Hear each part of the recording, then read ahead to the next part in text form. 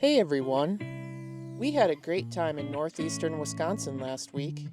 We stayed in the small town of Wasaki, and from there we explored Governor Thompson State Park, visited a few of the many waterfalls of Marinette County, and even crossed the border into Menominee, Michigan. Now we will be spending the entire week in Michigan's Upper Peninsula. Join us on another adventure as we check out Pictured Rocks National Lakeshore, as well as pull ourselves across a big spring while we explore the area around Munising, Michigan.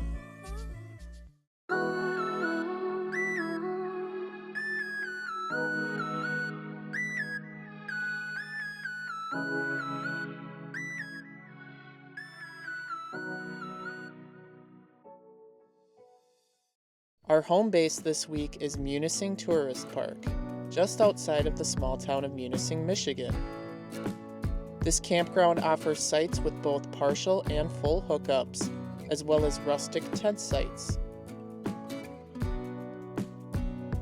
If you're lucky, you can get a site right on the shore of Lake Superior.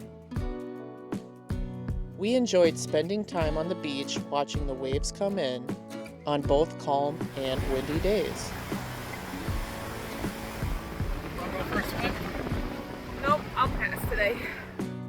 From the campground, we got a great view of Grand Island, a large island and national recreation area popular for hiking and biking.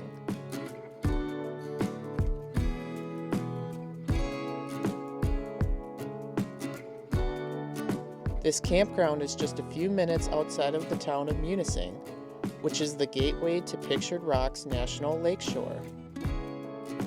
The Upper Peninsula, or the UP, sits between Lakes Michigan and Superior and is connected to the Lower Peninsula by a 5-mile suspension bridge across the Mackinac Straits known as the Mighty Mackinac Bridge. Munising sits on the shore of Lake Superior, the largest and deepest of the Great Lakes. The lake is 350 miles long and 160 miles across at its widest point, with an average depth of 489 feet or 149 meters, making it the largest freshwater lake in the world. It is 1,300 feet at its deepest spot. Lake Superior holds 3 quadrillion gallons of water, and it could cover all of North and South America in 1 foot of water. Lake Superior is also known for its shipwrecks, several of which are in the Munising and Pictured Rocks area. There are glass-bottom shipwreck tours and scuba tours available for you to check out these shipwrecks up close. For 42 miles along the coast of Lake Superior, sandstone cliffs tower 50 to 200 feet above the water. These cliffs are known as the Pictured Rocks and are named for their colorful patterns. These colors are caused by mineral stains from water seeping through the cracks in the sandstone. Blue and green stains are from copper, black is from manganese, and the red, orange, and yellow colors are from iron. Pictured Rocks is constantly changing due to wind, water, and ice erosion. There have been a few cave-ins in the past, including in 1900 when the Grand Portal Arch collapsed, and when the Chapel Rock Arch collapsed in the 1940s, leaving the roots of the lone white pine all that connects the two rocks. Pictured Rocks became the country's first national lakeshore in 1966. The preserve hugs the Lake Superior shore for 42 miles and includes an inland buffer zone which amounts to 73,000 acres of protected land. Park entrance costs $25 per vehicle for a 7-day pass, or you can get in for free with an America the Beautiful pass, which costs $80 annually and is very much worth it if you visit several national park sites in a year. There are many ways you can enjoy this national park. There are several hiking trails, as well as backcountry camping areas. Miners Castle is a popular rock formation and is the only cliff formation in the park that can be accessed by vehicle. There is an upper overlook that is accessible, as well as a lower overlook that's down the hill. The trail to the lower overlook is very nice, but can be steep and does have some steps. The lower overlook gives you a close-up view of the rock formation, while the upper overlook allows you to see Miner's Castle in the distance, as well as the beautiful color of Lake Superior's water just below. Miners Falls is a 1.2-mile round-trip hike. The trailhead is just down the road from the Miners Castle overlooks. Pretty nice, easy trail so far to get to Miners Falls. Yep, but we haven't hit the steps yet. No, we got a little ways to go yet. It's really nice. You got the trees, nice shaded trail. Rained a little earlier, but not too much, so the trail's not too wet. But it's nice and cool outside. Well, I hear the waterfalls, so we gotta be getting close. Yes, we are. We got an overlook here. Kind of see them. And if we want to get a little closer, we got 64 steps we gotta go down. Woohoo! It's a relatively easy trail that takes you to 2 overlooks where you can catch a view of these 50-foot falls. There are 77 steps down to the lower overlook, and the view down here is worth the climb back up. So what'd you think of the Miners Falls Trail? I really liked it. I think almost everybody can do it. Maybe not the stairs if, because they're not necessarily accessible. But most other people can get her done with like a walking stick or whatnot. I did like them. It was only 64 stairs, and a lot of the other waterfalls in the area have a lot more stairs. So I do like that it was only 64, and you did get a really good view of the waterfalls. Yeah, no, the falls are pretty cool themselves, and it was totally worth the hike and the stairs. It wasn't too bad. Correct. I agree. All right, let's go check out the Sand Point Marsh Trail. Woohoo! The Sand Point Marsh Trail is a half-mile accessible trail that loops around a beautiful wetland area. This trail can be accessed just across from the Sand Point Beach. So far, it's a pretty nice, accessible trail. I think it's ADA handicap accessible.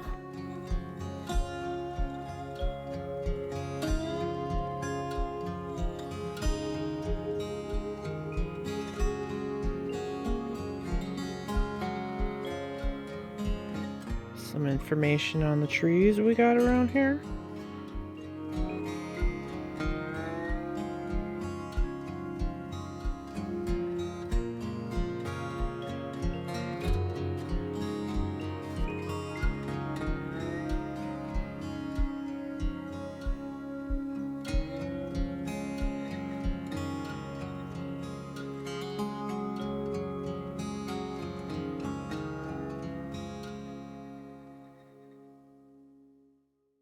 The best way to experience Pictured Rocks is by paddling up close on a kayak or by taking a cruise. Pictured Rocks Cruises is a popular choice for many who want to see these beautiful cliffs. This cruise goes right past the famed Pictured Rocks, giving many excellent opportunities for photographs.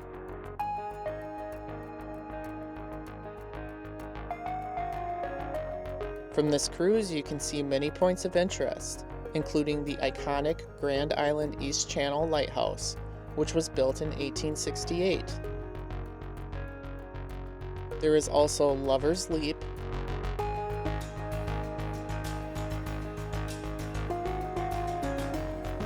and Chapel Rock.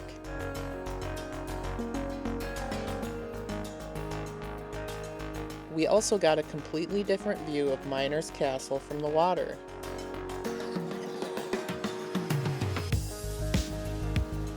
We went past Bridal Veil Falls, but unfortunately it was dried up.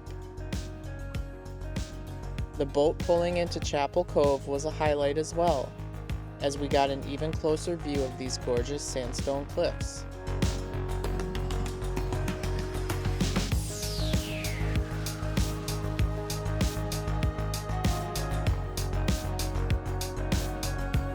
Pictured Rocks Cruises offers a classic cruise you can take. but we did the Spray Falls Sunset Cruise.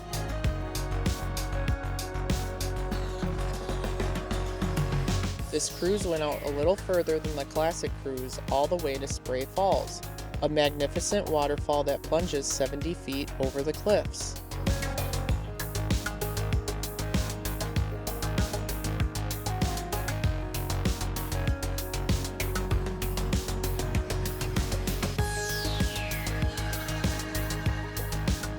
We also enjoyed the way the light hit the cliffs during our sunset cruise.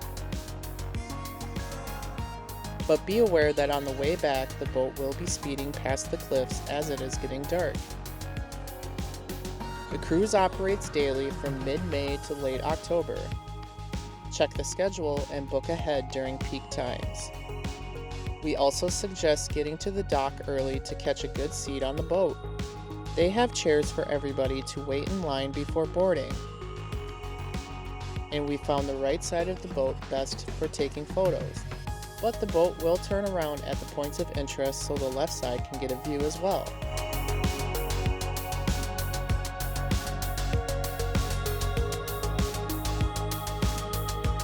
This was a very fun excursion that we were so happy we could experience. Don't forget to stop by the Pictured Rocks Interpretive Center in downtown Munising. This building has a great museum on the history of this area, as well as a gift shop.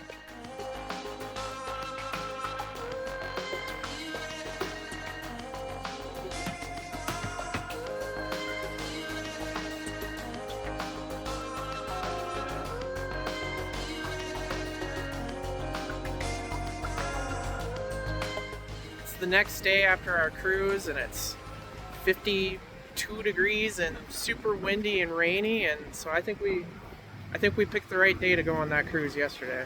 So check the weather. Yeah. There's more to do in the Munising area than just Pictured Rocks. There are a few waterfalls in the area, including Munising Falls. Unfortunately, the trail to Munising Falls was closed while we were here. We did visit Wagner Falls Scenic Area though, which was just outside of town. Got the Wagner Falls Scenic Site right off the side of the road here, but there's some parking on both sides. This short trail leads to the stunning Wagner Falls.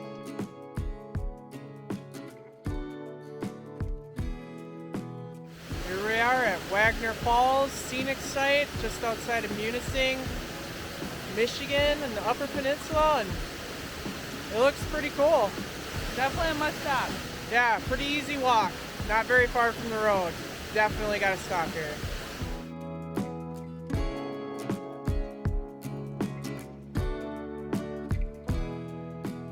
Marquette, Michigan, the biggest city in the Upper Peninsula, is about 40 minutes away. We drove to Marquette to run a few errands, but on the way back to Munising, we had to drive through this sculpture park known as Lincoln Land. This park is open 24/7 and is free, but they accept donations. And there are so many quirky sculptures here. There are more sculptures we could have seen if we had walked, but since it was raining, we just did the drive-through, which was still fun because there were some really interesting pieces here. This is a fun, quirky spot you just gotta stop at if you're in the area.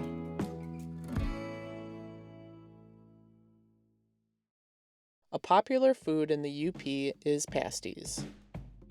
Copper mining was a large industry in the Upper Peninsula, and many miners needed a hearty meal that was easy to eat and could get them through the long workday. Pasties were the go-to handheld meal, consisting of meat and vegetables such as potatoes, carrots, and rutabaga, wrapped up in a pastry shell. Pasties are still popular in the UP today. We tried a couple different flavors at Muldoon's in downtown Munising.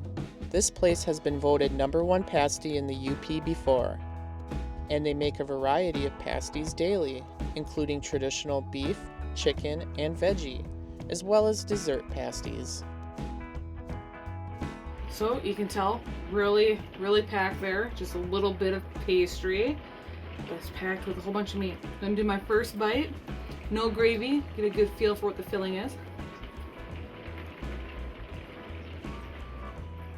It's not bad, you can definitely eat it this way. Kind of tastes like a roast.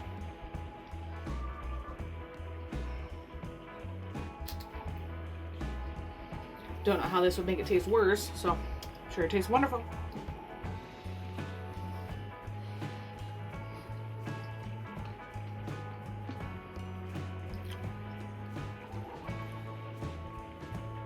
Yeah, the brown gravy definitely helps, just, give another additional flavor to it.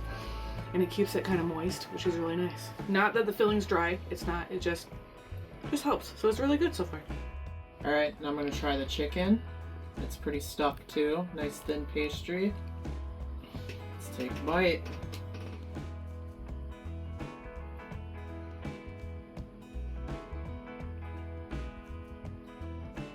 Oh, it's pretty good. Definitely lots of potatoes, but it tastes pretty good. Yeah, the gravy definitely helps. Definitely brings it up another notch. Everything tasted pretty good, but we both agreed the traditional beef was our favorite, especially when eaten with the beef gravy. Another great spot we ate was Captain Ron's Fish and Chips. This food truck is a popular spot to grab some fresh, fried fish. We ordered the Captain's Basket, which was supposed to come with both whitefish and lake trout. Unfortunately, they were out of whitefish while we were here, but they loaded us up with plenty of delicious trout. The fish was lightly battered and perfectly fried, and the French fries were super crispy and delicious. The homemade tartar sauce was awesome too. While we were running errands in Marquette, we saw this Big Boy restaurant and we had to stop in and check it out. Big Boy is headquartered and mainly operated in Michigan. Keisha ordered the country fried steak breakfast, and I tried the classic Big Boy burger. The food here was okay, nothing to get too excited over, but we were glad we tried this Michigan institution. About a 45-mile drive from Munising is Palms Book State Park, home to a special surprise. Kitch-iti-kipi, or the Big Spring, is Michigan's largest natural spring. This spring is 200 feet wide and 40 feet deep, and over 10,000 gallons of water per minute gush out from fissures along its bottom.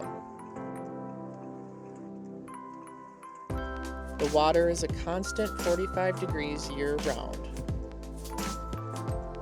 Kitch-iti-kipi is considered one of the UP's 7 natural wonders.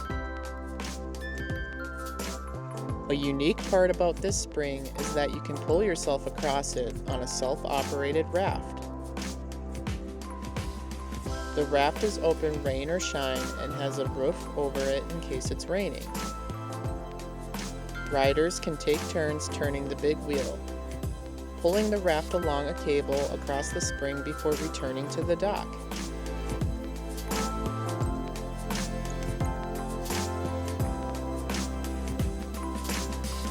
You can get some great views of the beautiful colors and watch trout swim around below you as water spurts through the sand in mini underwater explosions.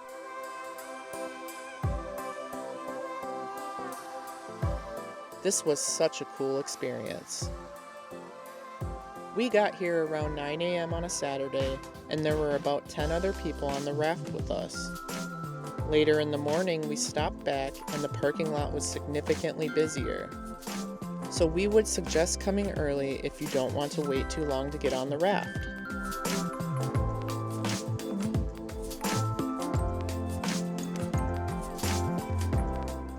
Just down the road from Kitch-iti-kipi was the Indian Lake Pathway, a trail system with a few different loops.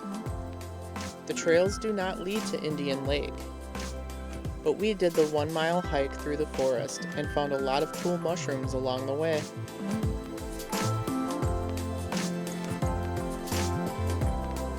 We also visited Indian Lake State Park while in the area. The campground was closed for renovations and the park was empty while we were here, but we can see how this place would be super popular in the summertime.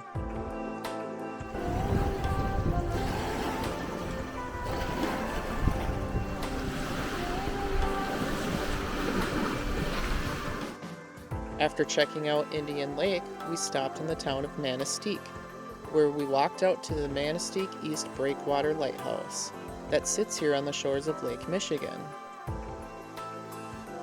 Michigan is home to 129 lighthouses, the most of any U.S. state.